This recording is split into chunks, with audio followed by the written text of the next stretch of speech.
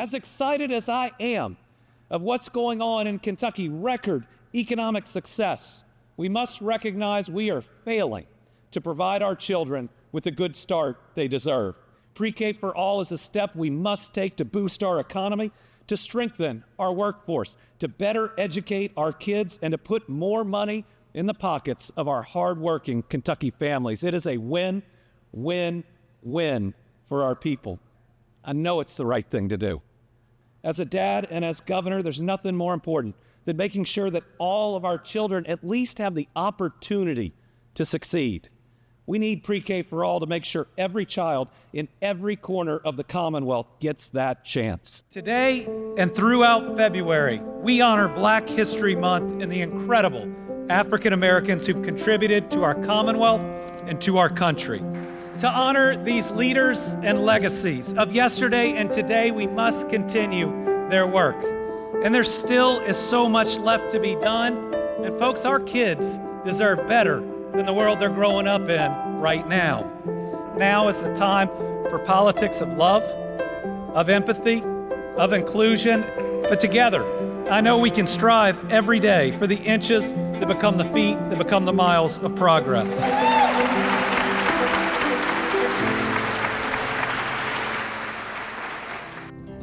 Thank you all. Appreciate all your work. This is a generational project. It takes a tremendous amount of planning and coordination to make it happen. We know just how important these projects are as we build our new Kentucky home. That's why I made this project a priority for my administration. And as someone who has roots right here in Western Kentucky, I couldn't be more excited about the opportunities this is going to open for this region. This is our chance to leave a special legacy. Our kids, our grandkids, and our great-grandkids are going to have more shots of pursuing any dream they dream of in Kentucky than any generation before them. To these families today, it's really good to be here, and it's good to see your families doing well. I hope you feel like today is the beginning of a new story, a good and happy story.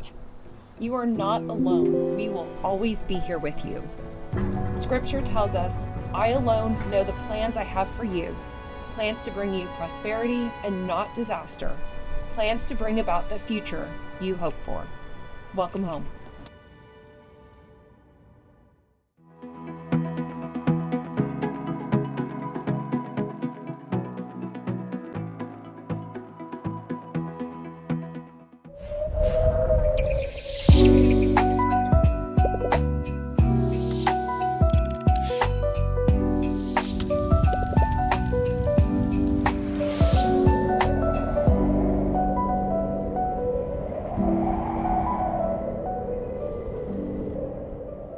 Hi, it's Rachel.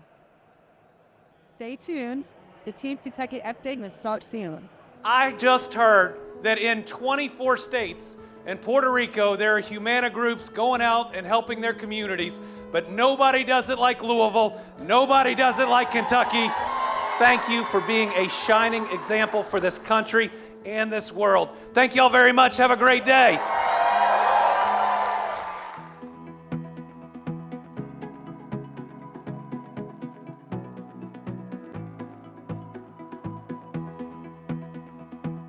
Places like Natural Bridge are a big part of what makes life in Kentucky so enjoyable. And I think everybody I've met on this trail today from 7 different states have seen that.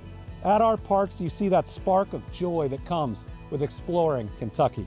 So in recognition of our state parks and in honor of this centennial, we are thrilled to unveil the official Kentucky State Parks 100th anniversary beer. I encourage all of you to enjoy this special beer responsibly and join us in raising a glass or a can to 100 years of Kentucky State Parks. This isn't just a big project because we went back and checked the books. This will be the largest single investment in the history of West Kentucky. Let's thank this company again. It's going to bring the Paducah Gaseous Diffusion Plant back to life now. With America looking to supercharge emerging technologies like AI once again, It's us. It's our Commonwealth and our workforce that's being asked to step up for this nation. This is the story of Kentucky. The energy produced from our lands and from the sweat of our hard-working people helped grow our nation into a global economic powerhouse.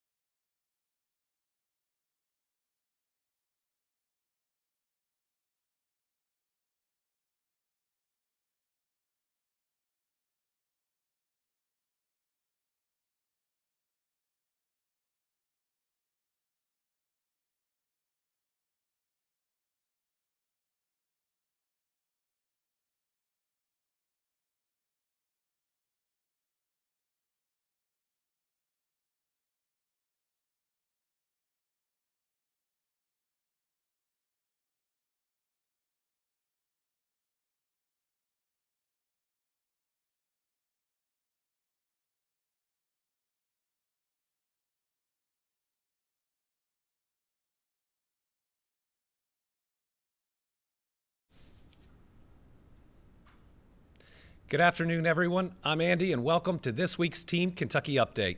Today, we start where we always start, with our red-hot economy.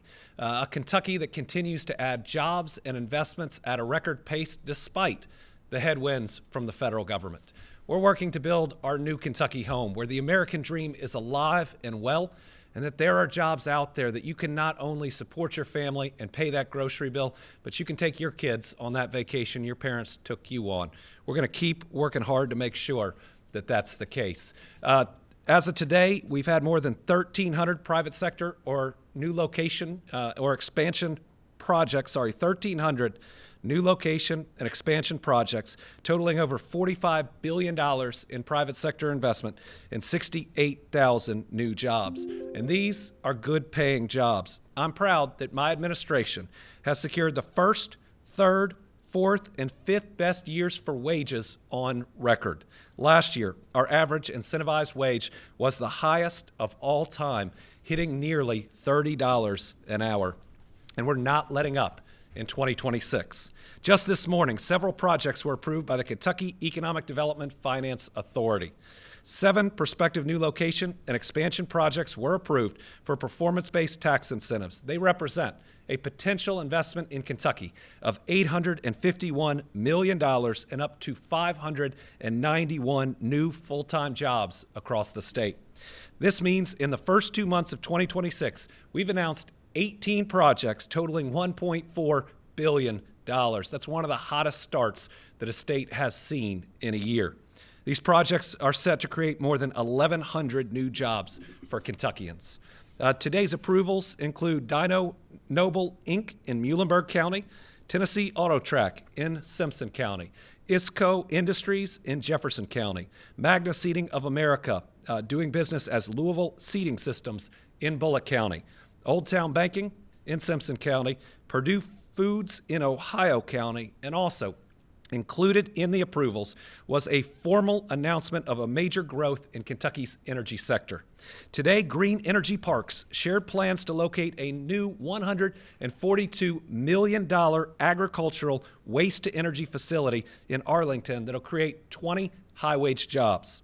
The project represents a record investment in Carlisle County and the first private sector announcement there in more than a decade. The facility will convert locally sourced agriculture byproducts and distillers' grains from our iconic bourbon industry into renewable natural gas and food-grade liquid carbon dioxide. I'm excited to welcome Green Energy Parks to Arlington, and I know the community's excited too. This is a big day for Carlisle County. So we've got a video from their judge executive and my friend Greg Terry. Today marks a transformational moment for our community. With the announcement of this new $142 million investment, our county is not just welcoming a business, we're planting the seeds for long-term growth, opportunity, and prosperity. In a farming community built on hard work, resilience, and innovation, our project honors our agricultural roots while expanding our economic future. It brings quality jobs, strengthens our local economy, and creates new partnership for our farmers, families, and businesses. This investment sends a clear message. Our county is a place where tradition and progress grow side by side. Together we are cultivating opportunity, and the harvest will benefit generations to come. Announcements like this matter. I'm really proud that this project is bringing Carlisle County their largest investment on record. Since I took office, we've secured that milestone for 43 of Kentucky counties. That means over a third of all of Kentucky counties have had their largest investment on record since I became governor. That's good for each of those communities and show that we are bringing jobs to people instead of expecting people to drive hours to those jobs. Announcements like this also prove that Kentucky is an economic leader, and one of the reasons is we put in the work. Kentucky's build-ready, job-ready site development efforts are so critical. It's the idea that now that we locate this new company, there's one less site for the next company. And so what we do is invest in making sure that sites have the water, the power, the access road, the natural gas, so that we can show a company a site that is build ready, that we can get them up and running 6 months faster than any other state. So today, we're announcing investments in 12 projects across 12 counties that are approved for a total of $13.5 million to spur future investment and job creation.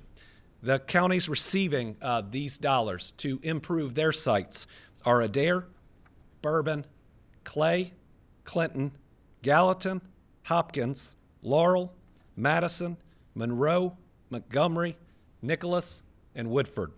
The investments we make in our speed to market initiatives help make us that leader in economic growth and job creation. I want to congratulate these communities for receiving this approval today, and I look forward to seeing the companies that are going to locate on these sites.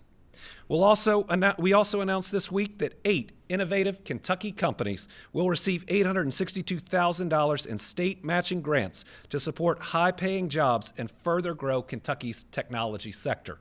The funds will match, in part, $6.6 million in federal grants the businesses will collectively receive. The 8 businesses awarded funds are using technology to advance multiple fields, from improved sleep apnea testing to radiation therapy treatments and the invasive Asian carp solutions. The recipients are listed on the screen with sites in Louisville, Murray, Paducah, and Lexington. They're Criosalis, Indonavis, Fibonacci, PGXL, Santier, Thermoson, Wild Dogs Physics, and ZDC Tech. Kentucky built this matching fund program to support and attract high-tech startups. I'm proud to see these companies will continue to grow here in the Commonwealth, and congratulations to them on these awards.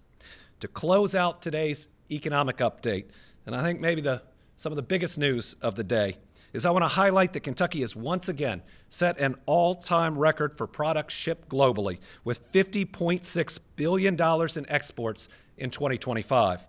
That's a 5.65% increase over 2024. Would have been even larger, but for the president's unlawful and damaging tariffs. Aerospace products and parts remain Kentucky's top export in 2025. Most people don't know that about Kentucky, that our top export in bourbon, it's not even auto, it is aerospace. That's followed by industrial machinery, motor vehicles, and pharmaceuticals. Canada once again led the way as Kentucky's top export destination with over $8.3 billion in products. Canada is not only a critical ally for the United States' national security, but it is also a huge purchaser of goods from our Commonwealth. A good relationship with Canada is critical to Kentucky's economic future. After Canada, we have the United Kingdom, France, China, and Mexico. Those are the top 5 destinations. And our other trade partners include Brazil, Malaysia, Singapore, the Netherlands, and Austria. Recently, I've been able to meet with government officials on economic development trips in many of those countries, the UK, France, the Netherlands, and even got to meet with the president of Singapore at the World Economic Forum to foster these relationships. So to those who question these foreign trips, these countries are buying billions of dollars of Kentucky goods. It's a good thing to have a positive relationship with them. Their people support so many jobs in our state. The Commonwealth's commitment to developing partnerships across the globe is critical for our long-term economic success. And what I love about this announcement is it just proves that Kentucky's economy is now global, with so much opportunity for folks who make things here to be able to sell them all over the world. To ensure this success continues, we need the Trump administration to follow the law, follow the Supreme Court ruling, and roll back the unlawful tariffs. These trade partnerships bring Kentucky-made products to the world, and it helps everyone involved to see these exports grow. So to everybody in Kentucky that is exporting their goods worldwide, congratulations. You helped us set a really big record. Next up, we have some positive news on our work to build safer communities, reduce crime, and ensure a brighter future for our families. For the second year in a row, we've secured a decrease in Kentucky's recidivism rate, and it's another record low. In 2023, just over 14,000 inmates were released from state custody, and nearly 10,000 have not returned. That's a recidivism rate of 30.32%, which is half a point lower than the past year. That means nearly 70% of people released from prison have not returned. What that means is we're safer. If you look at rates in the past, it would mean that people leaving prison were committing crimes at a higher rate. It means those crimes are no longer occurring. There's no victim, no harm to a family, no trauma that's been inflicted on someone. One of the ways that we fight crime, that we make safer communities, is to prevent a crime from ever occurring in the first place. I think a lot of the credit for this work needs to go to the work being done on second chances and creating real job opportunities. We did this by launching 35 technical education courses inside our prisons, and as of today, 1,779 inmates have completed at least one course. We've partnered with universities like Simmons and Kentucky and KCTC for vocational programs in our prisons. We've established reentry centers inside the prisons for enhanced one-on-one service. We've established the Governor's Council of Second Chance Employers to hear from business and community leaders and to also be ambassadors, talking about what good workers they've received. We launched the Jobs on Day One initiative to help former inmates become strong job candidates in our fast-paced labor market. And we've recorded a nearly 8% decrease in reports of serious crime in Kentucky. I think this is a big part of it.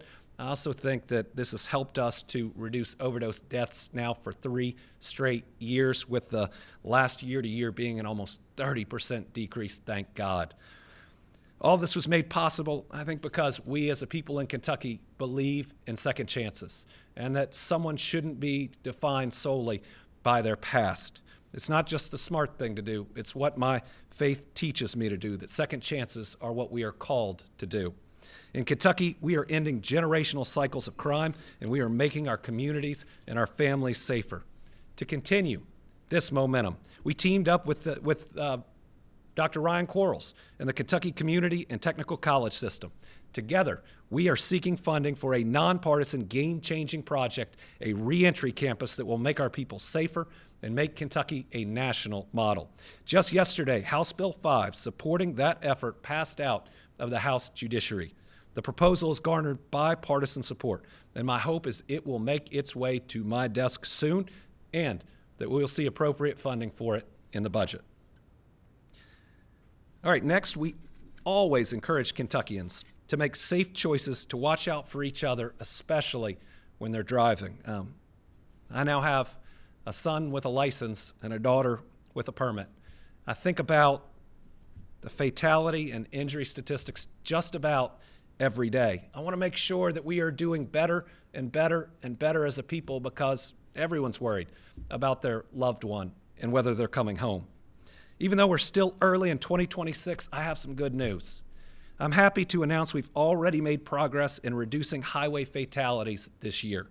From January 1st through February 23rd, compared to that same period last year, we've seen a 27% reduction in fatalities and a 13% decrease in serious injuries. That means there are Kentuckians, people's family members, that are still alive today. While even one death is too many, I'm encouraged that we're making this progress together. And it builds on the progress we saw last year. Early reports show that in 2025, we ended up with 6% less fatalities and 2% less injuries than in 2024. That's fewer fatal crashes for the third year in a row. That means Kentuckians returned home safely at the end of the day. We still have our work cut out for us to get to 0 deaths on Kentucky's roadways, but it's important to acknowledge that we're taking steps in the right direction. So thank you to everyone who puts their phone down, who concentrates when you drive. It's not just your life, it's everyone else's life on the road. It's other people's kids. It's my kids. In these car crash reports, we know that roughly half of those who died were not wearing a seatbelt. It's 2026, folks.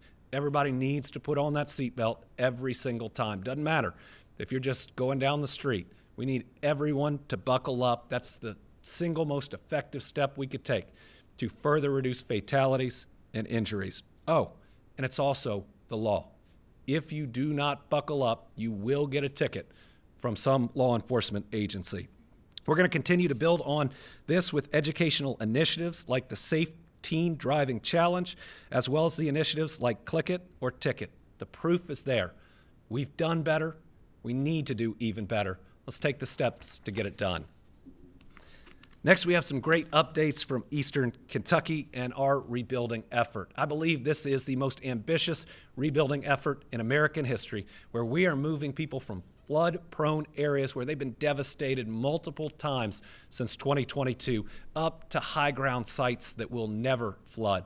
They're getting modern infrastructure. They're getting efficient homes that may have utility bills as low as $50 a month. They'll have high-speed internet. We're not just building affordable housing for flood survivors. We're building housing that has dignity and can help create a better life. So a few weeks ago, I gave an update on New Hope Estates in Prestonsburg. This is one of our 8 high-ground communities. Eventually, the neighborhood will be the site of 34 homes. Team Kentucky provided $10 million for this project to purchase the land and to construct some of the homes. We broke ground last July on the 3-year anniversary of the floods. And now, less than a year later, we have 4 homes under construction, and all 4 have buyers already. In addition to those $10 million, we're providing $100,000 to help with construction, utilities, and more in these homes. This is coming from the Team Eastern Kentucky Flood Relief Fund. So what you see on your screen is $400,000 that people donated that's now helping people have a safe place to live. In a couple of weeks, 2 of the homes are going to be complete. We have some drone footage, which you saw, of the progress. We also have some updates from Perry County at the Skyview neighborhood. We have 5 homes completed and occupied. And within the next month, 4 more homes will be move-in ready. When this neighborhood's finished, we're expecting nearly 100 homes to the site. And some might say, okay, 5 homes is great. Why don't we have more now? The toughest part of this that takes the most time are the utilities. Remember, this is a former abandoned coal mine. This is up in the mountains, we've got to run water, we've got to run sewer, we've got to run power. You may need a water tower that's up there. We've got to put in the broadband. We've got to do the grading for the roads. And so all of the most difficult work for the sites we're showing you are done, and especially this spring, we're going to see a whole lot of building. At Chestnut Ridge in Knott County, the roads in the western portion of the neighborhood are almost complete. We expect the roads to be finished by the fall when the paving is done on the entire site. At Chestnut Ridge, we're planning for 175 homes in total. Some are going to be rental units because we know those are needed. We also have some good news at Olive Branch. Did we have images of Chestnut Ridge? Not working? Okay. We also have good news at the Olive Branch site in Knott County. Road construction will start soon, clearing a path for ongoing progress. The site's expected to have around 130 homes with senior apartments, a park, and a recreation space for families. To the people of Eastern Kentucky, we know you've waited a long time. But these projects are going to create a better life, amazing new communities, and we're really proud to be working with local leadership on them. Remember, go to housingcan'twait.org if you believe you might be eligible for one of these homes. Fill out an interest form, and a representative from FAHI, a great housing partner, will call you back. All right, next we have an update on Severe Weather Week.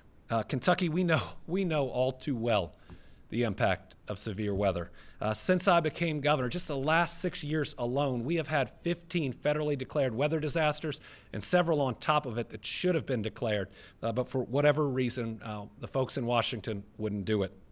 From the deadly tornadoes in 2021, the deadly floods in 2022, to flooding last year and the most recent winter storm, we have seen the unimaginable. But each time we face the challenge, I'm thankful that we faced it together. We've pushed through it. We've comforted the families that have lost, and we've worked to rebuild and rebuild stronger.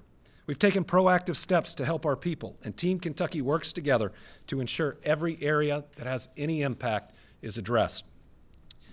We have great partners like the National Weather Service, who keeps us updated on the forecast and what's expected. So listen, in Kentucky, whether you're a Democrat, Republican, or independent, I hope you'll give voice opposing cuts that have been made to the National Weather Service. These are the folks that give us 3, 4, 5 days, sometimes a week ahead to prepare. Think about everything we have been through, and do we want to lessen our notice? Do we want to lessen the chance that we know about it ahead of time? If we do, that puts all our families at risk. We take steps out of my office like declaring states of emergency to ensure resources are available. Our emergency management and transportation teams monitor impacts, pre-position crews to help with response, and more. And of course, our Kentucky State Police, local law enforcement, and first responders, the Kentucky National Guard, stand ready to help Kentuckians in need. It takes a team effort, one that also includes Kentuckians being prepared at home. And that's why I'm proclaiming March 1st through March 7th as Severe Weather Awareness Week in the Commonwealth. During this time, we'll educate folks across the state what you can do to be prepared and to help keep your family safe. Each day, Kentucky Emergency Management and the Weather Service will focus on different areas of safety. On Monday, they'll talk what folks can do in case of lightning. Tuesday is focused on heat and wind safety. Wednesday is all about tornado drills, so you know what to do. Thursday focuses on how to protect yourself during tornado conditions. And on Friday, they'll share what to do during a flood threat. And on Saturday, they'll end the week with safety tips for boating, swimming, and more ahead in the summer. There'll also be a statewide tornado drill on Wednesday, March 4th at 10:07 a.m. So if you hear that warning, remember, it's a drill, but we'd ask that you join in and you practice. We have seen so many tornadoes in the last several years, and we want everybody to make it through the next one that hits Kentucky. While we never want severe weather, the best thing we can do is to keep everyone safe and prepared. And a big thanks goes out to our local emergency management directors. Each county has one. They are some of the best public employees you'll ever meet, and they spend every single day thinking how they can better protect their community. And when the worst happens, they go into action, and you see, even before the state police, even before the National Guard. Rescue after rescue after rescue being done. That's that emergency manager drilling with the local first responders. They deserve a big thank you during this week. And finally, for this week's Team Kentucky All-Star, I'd like to recognize our former Kentucky Poet Laureate and Laurel County native, Silas House.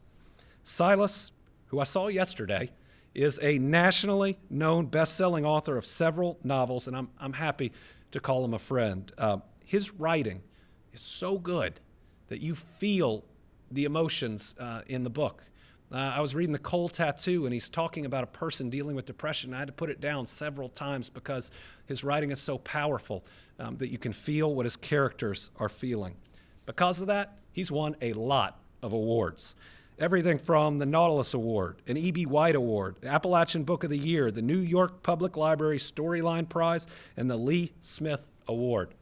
In 2020, he received the Governor's Awards in the Arts Artist Award, and last week, he added to that incredible list of accomplishments by being awarded the Southern Book Prize for his recent book of poems, All These Ghosts. This is Silas's second Southern Book Prize. His first was in 2023 for his book, Lark Ascending. I've been lucky to know him for several years now. In 2023, he was kind enough to write and then read his poem, Those Who Carry Us, at my second inauguration. I remember looking at him and saying, "Were you nervous?" And he says, "No, I never get nervous reading my work." I told him I was a little nervous in my speech. His ability to speak about and honor the culture of Appalachia in such a beautiful way is so special.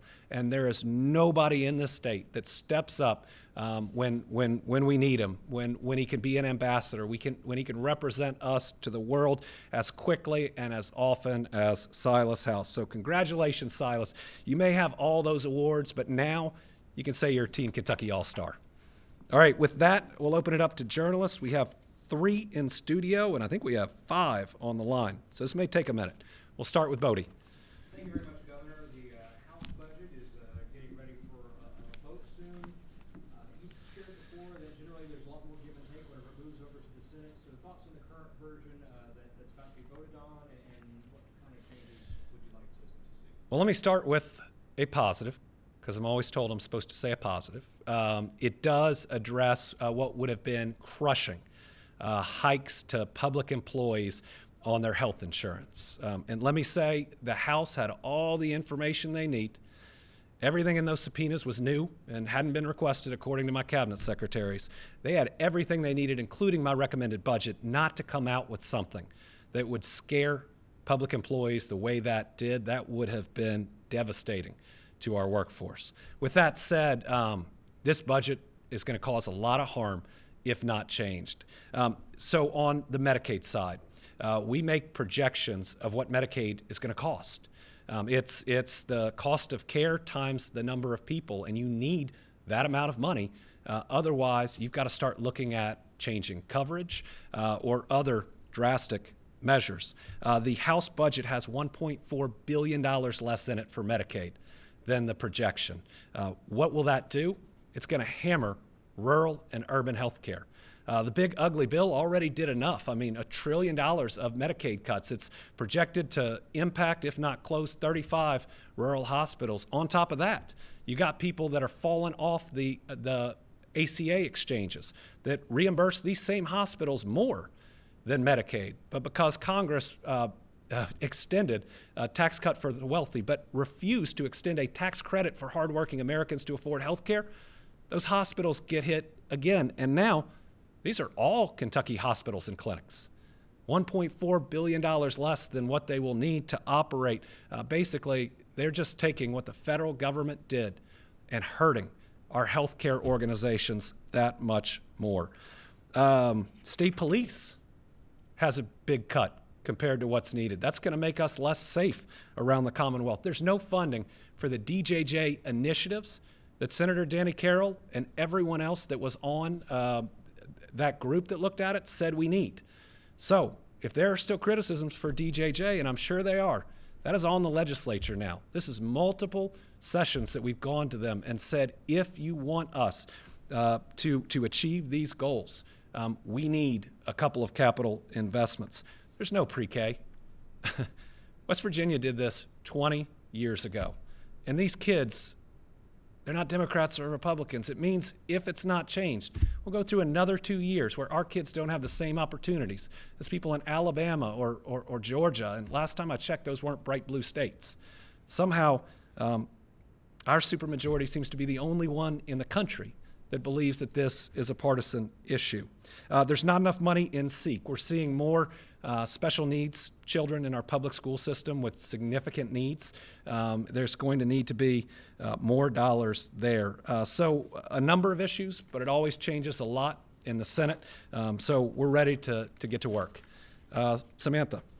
Thank you, Governor. I know you've been asked about the Doug Harless case a few times, shot and killed down in London by London police, or in Laurel County rather, during an attempt to serve a search warrant, and a grand jury failed to indict any of the officers involved last week. And after that, elected officials in Laurel County have written a letter to the FBI and the DOJ asking them to look at the case and determine whether Harless's civil rights were violated. Now that KSP's investigation is complete, I'm wondering first your thoughts on the case and what you think about the possibility of federal investigators coming in and taking a look. Well, first, my thoughts and prayers go out to that family. To lose someone and to lose someone in such a traumatic way, I know a little bit about what that feels like, losing a friend of mine. I don't think there's ever harm with someone taking a second look. And so if the FBI or the DOJ want to look at it, certainly I believe that all the agencies involved would be willing to share.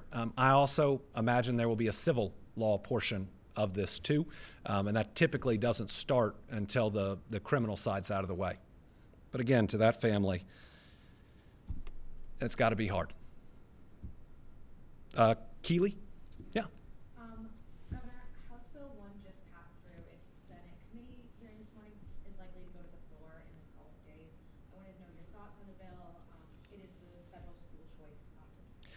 So I've been really clear that public dollars should only go to public schools. And I don't comment on whether I'm going to veto or not veto bills until they get to my desk, but I'm a 100% pro-public education governor that believes that public dollars should only go to public schools. On the line, Piper Hansen.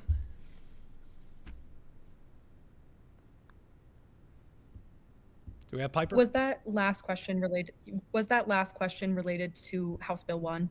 Yes. Okay, that was my same question, so thank you for answering. Great, thank you. And I'll try to rephrase the question. I should have done that for the journalists on the line. Sarah Ladd. Yeah, thank you. There's a big Medicaid expansion reform bill moving through the legislature right now. It's House Bill 2. It does a lot of things, including adding more frequent redeterminations, and it adds some in-hospital services, copays, to sort of try to reroute patients who go to the hospital or ER for primary care and kind of get them into PCP, preventative care, instead. Have you reviewed this legislation, and what are your thoughts on it, if so? And do you have a signature or veto plan on that? Well, I believe that healthcare is a basic human right. To me, it's an issue of faith. Jesus said a doctor's for the sick, and with actions from the federal government and some actions from our state government, there are sick people who won't be able to see a doctor. I haven't gotten to review the bill in its entirety. In its initial form, and I believe we've had an amendment, it was going to give what would basically be an advisory committee the power to make decisions on coverage and other things outside of a legislative session. That's not constitutional. I believe it's being removed from the bill. We'll see what that final one looks like. But I'm always for expanding coverage, not contracting it. The way that we deal with the spiraling costs of healthcare isn't to kick people off of their healthcare. That hurts us in the long run. It's to work to bring down costs, and I think it starts with the federal government negotiating pharmaceutical costs down and down significantly in Medicaid and Medicare. They are one of, if not the largest purchasers of pharmaceuticals in the world. They have that leverage. Josh James. Thank you, Governor. In the State of the Union this week, the president said the only way Democrats can win is to cheat and, quote, we're going to stop it.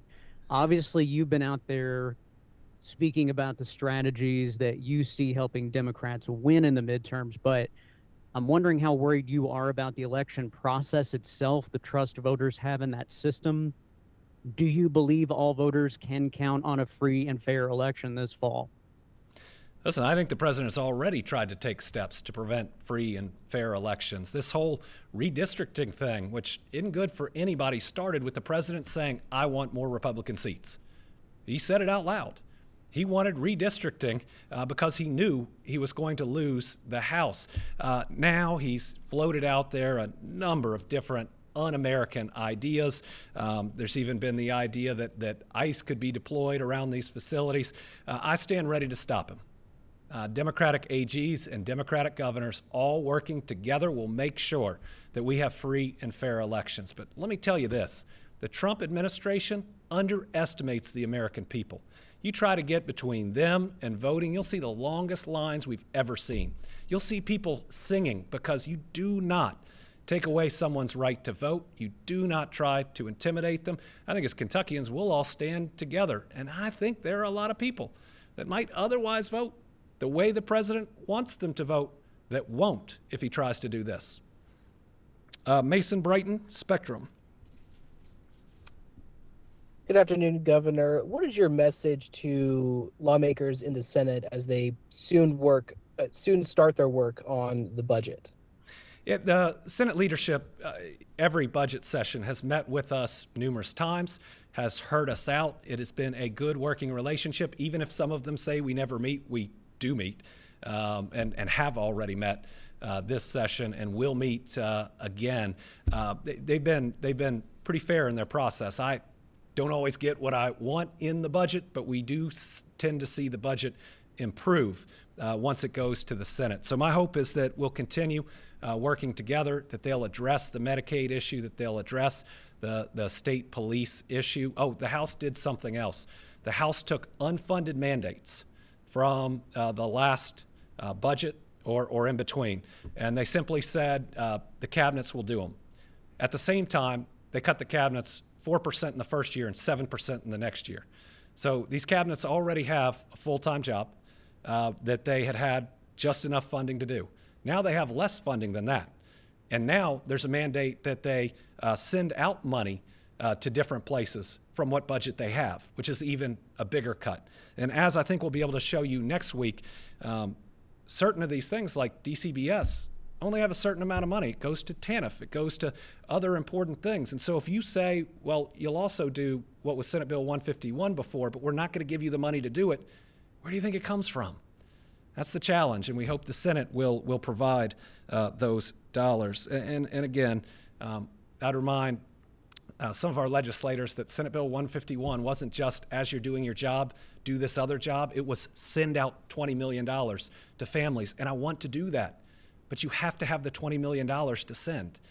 We don't print money. You can't create it by magic. We just need them to say this is a priority, and here's $20 million to do it. Isaiah Kim Martinez.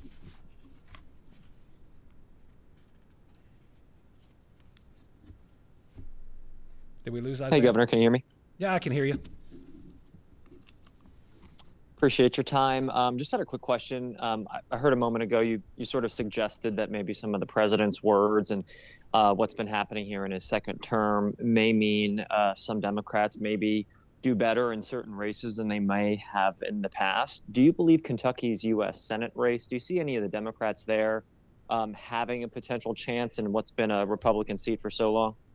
Well, Democrats all over the country are going to do well in these midterms. They're going to do well because a president that promised to make life a little easier, to bring costs down, has done anything but that. His tariffs, now shown to be unlawful, have raised prices on Americans, with us paying 90% of all those billions of dollars he brags about. It's just a tax on us. It's not just me that calls it a tax. It's Rand Paul, it's Mitch McConnell.